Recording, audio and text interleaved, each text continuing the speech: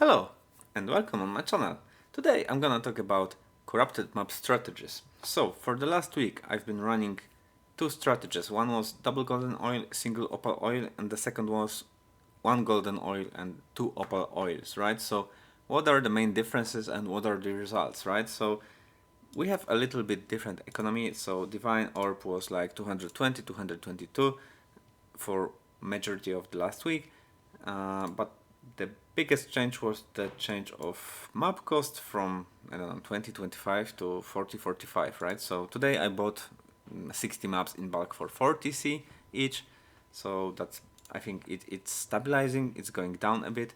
But anyway, let's calculate as it was like a few days ago when I did run of a single golden oil. So the prices in here are pretty much the same. And what we did is whenever I rolled like 30%, 25, I don't know, even 35 of increased item rarity, I used the node Twist of Fate, right? This node rerolls your mods on your map, it changes your added item rarity, it changes your mods, right? So yeah, so that was the strategy. In the first run, I did have a little bit different approach. First, I started doing this. I had only one map, but then I thought, okay, I will just leave the, let's say, low rolled maps to the end, and I will have like a full session of Twist of Fate to see how, let's say, how much it produces in relation to the main strategy, right? So those are the main topics that we're gonna cover today. So let's start with the double golden oil, right? So as we can see, I put in here like 63 minutes because my feeling was that I did not count the time, so sorry for that, but I thought it's like in 60 like with the non-corrupted version, but actually we dropped quite significant more loot than with the single golden oil, and I believe that the sheer amount of bubblegum currency and items to pick was a slight bigger. I mean, I'm not sure if there is like a 5-minute difference between those two, or whether it's really, based on whether you get those lucky sessions, and of course they will take a little bit more time, or you will get more of those, let's say, less lucky sessions when you just pick, whatever and move on, right? So anyway, I decided that it will be fair if we compare those two, having in mind that this could be like 3 to 5 minutes worse, and we need to account for this, right? Because the double golden oil is more expensive, it produces more loot by the definition, although more loot does not always mean more chaos, right? So it's more items to pick, and not necessarily like more valuable, right? So the main story here is that the double golden oil is really adding you as 630 chaos per 10 maps, and if you can see the total cost of 50 maps, it's like 57 divines versus 45 divines. So you need to, let's say, you need to imagine that by running 50 maps, which takes you around 5 hours if you would do this back to back, which I don't recommend, but if you would do, it's just 5 hours of gameplay, and in those 5 hours you spend additional 14 divines just to turn it back into oils, all types of currency, essences that maybe are not, let's say, easy to sell in bulk, right? So just by looking on our standard distribution of loot, we can see that like almost 75% of loot comes from like top 30 items, right? And around half of the amount of the loot comes in like top 10 items, which are very quick to sell or reuse, like in our case oils, right? So this is basically not perfect situation, but there is also, let's say, positive side. So I feel that this strategy could produce a little bit more than the single golden oil if you play a lot. I mean, if you are really trying to get those rare divine card like Doctor, Apothecary or something, maybe with double golden oil you have a slightly better chances to do it. So there is a positive. They are more or less the same still. So I would say single golden oil and double opal produce a little bit more loot. So even in this session, we dropped like 1.6 divine per 10 maps on average, which is the worst result of all the tests I've done. Sorry. So I've done like 30 maps, 50, right? This is the old one.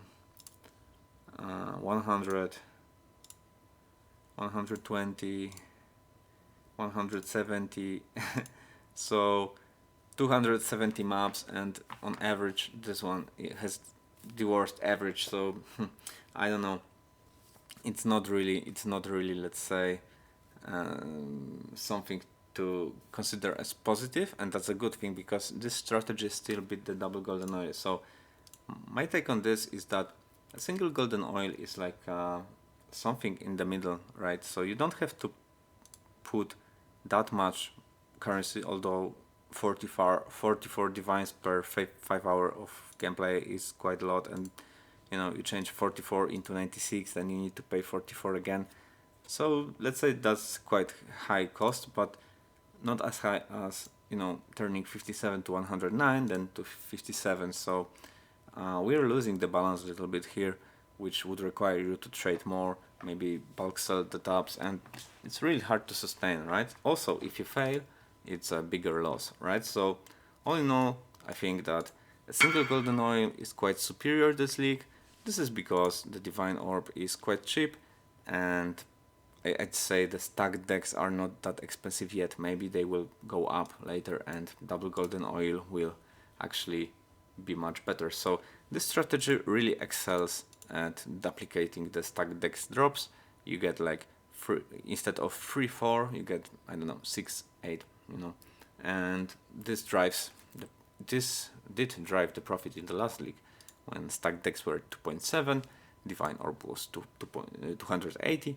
Voidborn keys were also like I don't know, even 1500 C. So the prices were different to make this strategy superior to that one. This strategy, like a single golden oil, was usually the optimal one, because the more golden oils you add, the less effective they are, right? So this is a, let's say, long story, but yeah, that's my perspective. Each additional golden oil you purchase for the same amount, but they do not increase the, let's say, the loot by the same amount, because you cannot roll the duplicated item twice. So if you have a 33% chances, then if you add another 33% chances, part of your loot was already converted, so you cannot include that in, let's say, increased loot, and this is what I consider as lost efficiency. And for this reason, I would recommend you running single golden oil if you wanna just farm mage blood. And yeah, I think that's something I could stand for. I could really say it's 10 divines plus with the data I have. I also had like my non-corrupted version run with different economies, so the numbers might be a little bit off unless we normalize the cost, but that's some additional work I need to do, and probably will do later this month to summarize the league, to see which strategy was best at producing those top 20 items, and based on drop rates then simulate some prices, etc. But that's a lot of play with numbers and data, and for now I'm trying to do the runs, right? So more like collecting data. So hopefully I will have time to play with the numbers, so we have the situation cleared for the next league and we all know what to do, unless there are like big changes or stuff, because we will be able to simulate the div prices, the stack deck prices, etc. Right, so maybe a few more words about the Twist of Fate. So I did 10 runs of Twist of Fate. Overall, the Twist of Fate is quite nice, although it's just like re-rolling maps with Val Orb, except you can't stay at this, let's say you can't have the same mods, right? So we always change. This is one important difference, and yeah, and overall I think it does not do much worse, but it's slightly worse in my opinion, because I've run few maps and I dropped like 900C from one map. That was great, and then I dropped like, I don't know, 100C from another. So yeah, it's just, again, you might roll like, I don't know, 25% rarity with Twist of Fate, right? And this will happen and your map can suck. So this is something you need to consider. Happily, I don't know, maybe something was changed, but I always had the feeling that there are more those, let's say, how I call it, bricked maps with those low rolls.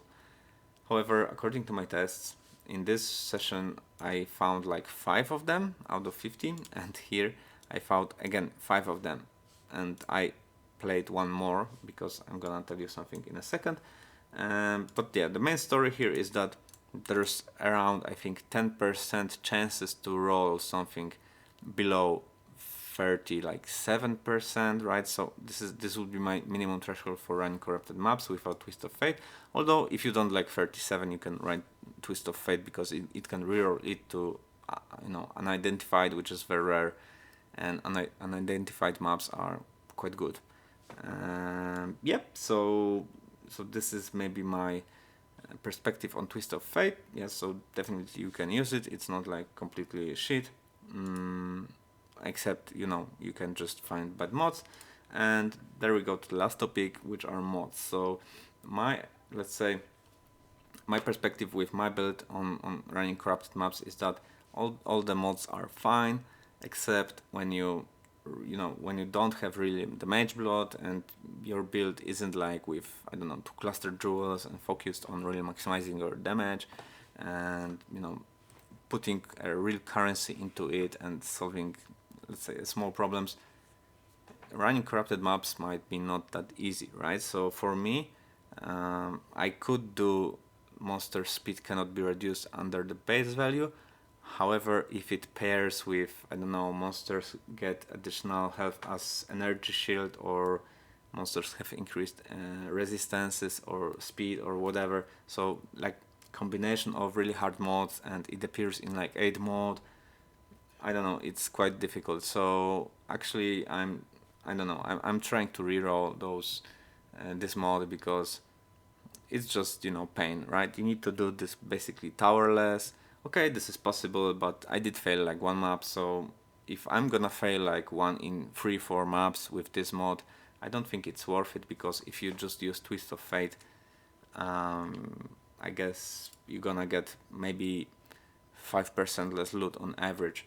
So that's, I think that's easier, right? So instead of tryharding and doing all the mods, if you struggle with something, don't worry, maybe use Twist of Fate. That's not that much worse, at least according to my tests.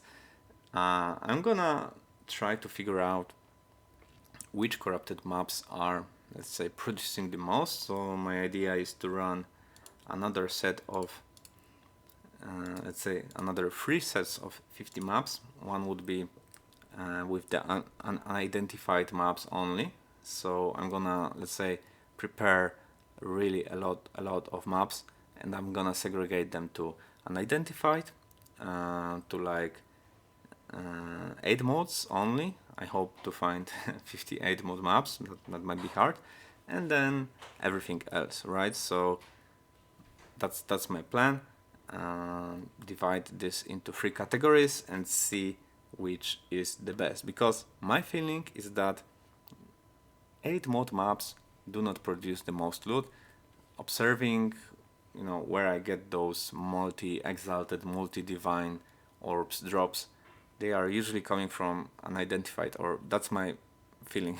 And few weeks ago I did some, let's say, tests, and yeah, I think that unidentified maps were on average quite good. The best maps were like those 6 mods corrupted, and the 8 mod maps were, let's say, I think average or less than average, right? So I don't know, there is no strict correlation between 8 mods and increased loot. So okay, that would be all for today, and yeah, enjoy. If you enjoy those videos, subscribe to my channel, join the Discord, and check out the Excel yourself, and you know, you can monitor it in between the videos. When I make updates, you can check what I'm testing, what are the numbers, and yeah, I hope it's all good, and see you next time. Bye. Thanks.